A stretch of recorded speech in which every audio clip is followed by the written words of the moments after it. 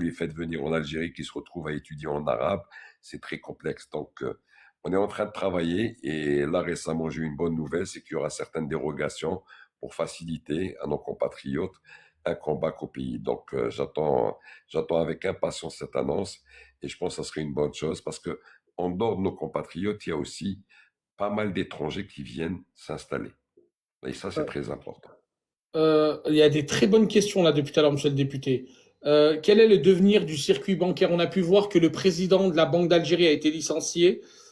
Quelle est la stratégie de l'avenir du cash, du dinar virtuel? C'est quoi la stratégie dans les prochains mois? Non, on s'oriente vers la monétique telle qu'elle est utilisée dans d'autres pays, à savoir en Europe ou aux States, dans tout ce qui est carte bancaire ou autre.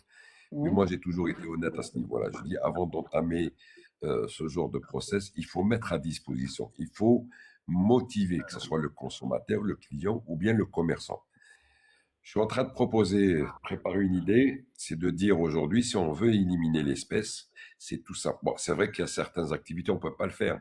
Par exemple, les épiceries, vous savez, c'est encore en Algérie, on a encore des épiceries, les supérettes où il y a beaucoup de cash qui circulent, le mécanicien, Mais à un moment donné, ce que je vais proposer, Inch'Allah, c'est de dire, voilà, les utilisateurs des cartes bancaires, à chaque achat que vous faites, à chaque achat, on réduit la TVA, on la met à moitié.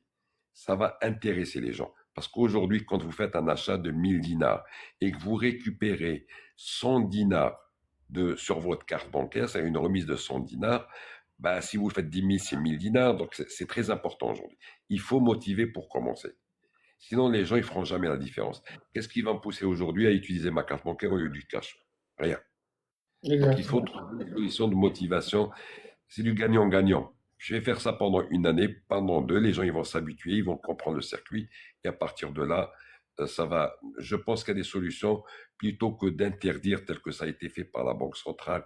Ce n'était pas du tout une solution, c'est de donner c'est de mettre un peu de motivation aux gens, que ce soit commerçants ou autres, et ça va obliger avec le temps les commerçants à disposer de ça, et de la même manière, les utilisateurs, ils vont s'orienter vers cet outil.